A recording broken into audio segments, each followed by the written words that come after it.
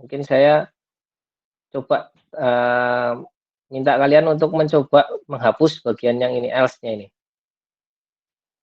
Jadi akan ada 2 if di sini. Jadi kan disampaikan sebenarnya kalau di flowchart ini yang ya di sini if juga, yang ya di yang kedua juga pakai if gitu ya. Tapi kenapa kok dia yang kedua ini harus pakai else if gini? Ya, else if. Bukan if saja kayak gini. Ya. Nah, kalau misalkan di sini else if-nya saya ganti dengan if saja, silakan kalian coba jalankan. Hasilnya sama atau enggak? Kira-kira ada yang samakah, ada yang bedakah? Silakan dicoba nanti sampaikan ke saya. Kalau masukkan kurang dari 25, hasilnya apa?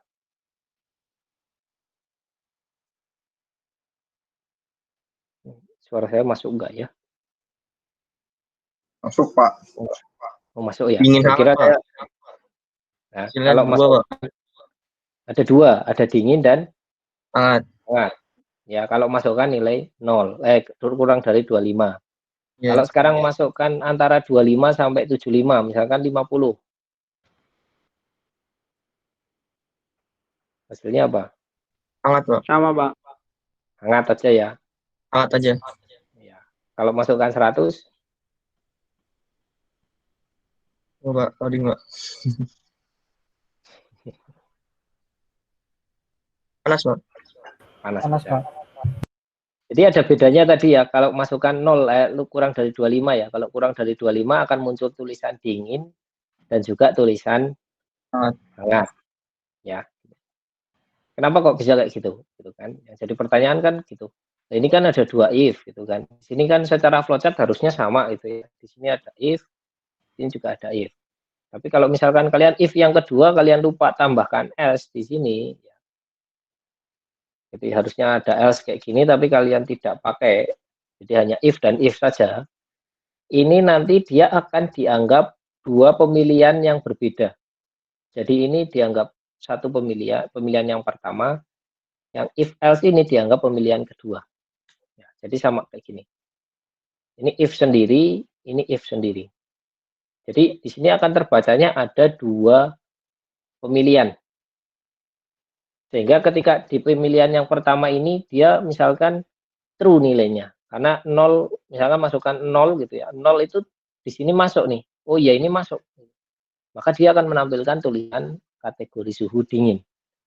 Masuk ke baris selanjutnya di sini. Oh ini ketemu if lagi gitu kan. Maka dia ngecek lagi. Ini benar enggak gitu. Oh ternyata ini juga benar. Ya makanya dia menampilkan tulisan kategori suhu juga hangat.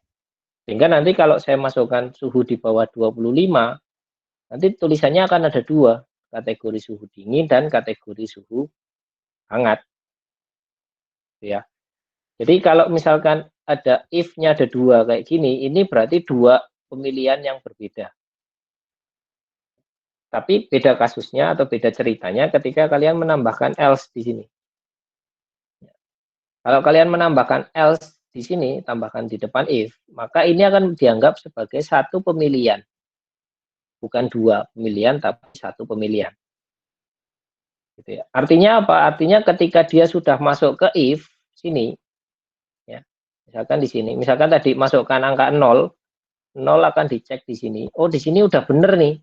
Gitu kan. Maka dia akan mencetak tulisan kategori suhu dingin. Setelah dia mencetak, dia akan langsung loncat ke bawah. Jadi yang else if dan else ini akan dilewati. Kenapa? Karena di kondisi yang pertama dia sudah benar. Sehingga dia akan langsung loncat ke bawah. Ya. Makanya ketika kalau pakai else if itu cuma muncul satu aja kategori suhu dingin. Tapi kalau ada if 2 seperti ini, berarti ini sendiri ya, kurang dari 25 sendiri, kurang dari 75 itu juga sendiri. Jadi ini ada 2 kondisi if. Ada 2 kondisi, ada 2 pemilihan. Kalau 2 pemilihan berarti dia akan ngecek satu-satu. Di pemilihan pertama hasilnya apa, di pemilihan kedua hasilnya apa.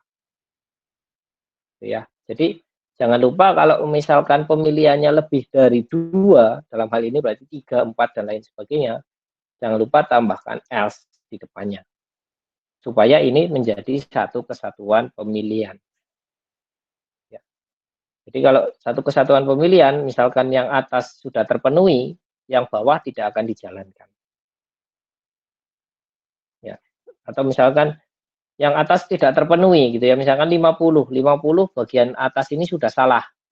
Dia akan ngecek ke kondisi selanjutnya, kondisinya yang if selanjutnya yang ini.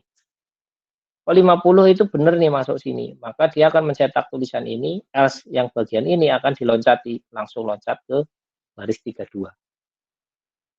Gitu ya. Sebenarnya alur berpikirnya pemilihan itu seperti itu. Jadi dia akan mengecek kondisi paling atas dulu, kalau atas sudah benar, berarti yang bawah dilewati. Kalau yang atas salah, dia akan ngecek ke if selanjutnya sampai ketemu, kalau nggak ada di if itu nggak ada, berarti dia akan masuk ke else. Ini yang benar-benar sisanya. Gitu ya.